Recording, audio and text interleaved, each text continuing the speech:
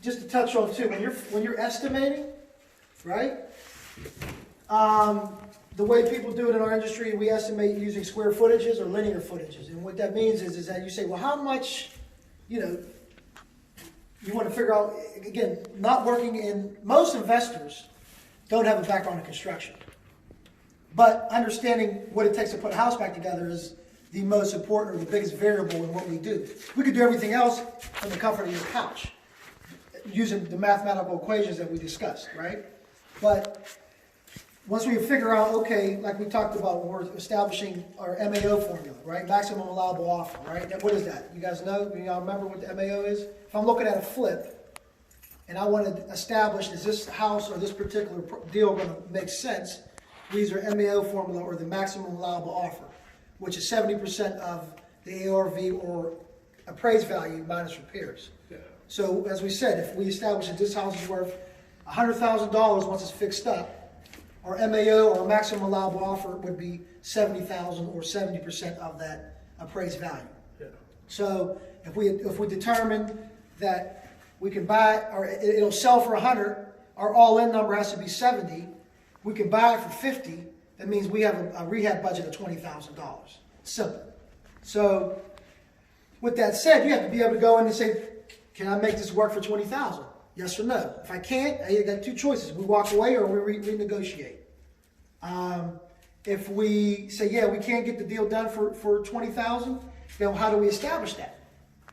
Right? I don't have any background in construction, and quite frankly, most of you guys won't unless that's something that you decide to get into. So a way to assess if the numbers are going to work is through using square footage formulas, right? So, for example, if I know this house is, what do you think, Richie, 2,500 square feet? That or better, yeah. Or more, closer to 3. Yeah.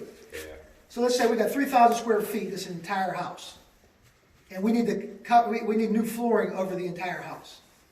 Well, how do you figure that, right? Well, what someone's going to do is, a contractor's going to do is going to come in and say, all right, well, I'm going to be about $5 a square foot for labor and material to install flooring throughout the entire house. So you got a simple mathematical formula. 3,000 square feet, they're charging $5 a square foot. It's $15,000 just in flooring. Just in flooring, you got 15 grand. And we ain't counting for trim. We're not counting for any incidentals like subfloor or anything like that. Countertops. This is $60 a square foot. So, what do? We come out here and we measure. We say we got a 10-foot span. Counters are standard 2 feet wide. So if it's 10 feet long by 2 feet wide, it's 20 square feet. Times 60, what is that? 1,200? Yeah. $1,200, right? So counters are 2 feet wide.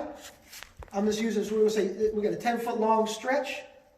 So 10 times 2 is 20. Yep. 20 square feet times this particular grant is $60 a square foot. So 60 times 20, which is $1,200. So that's how we're going to establish the cost of that. Trim, we use something, a gauge called linear square footage, so linear feet. So if I want to figure out how much trim I'm going to need. Trim as in baseboard, casing around the windows. It's going to be the length, right? So maybe we have 1,000 linear feet. Again, a contractor may figure out, all right, well, I got 50 cents in material, give me another 50 cents in labor, so I got $1 a square foot and a linear foot. And I got 1,000 square feet, that's $1,000.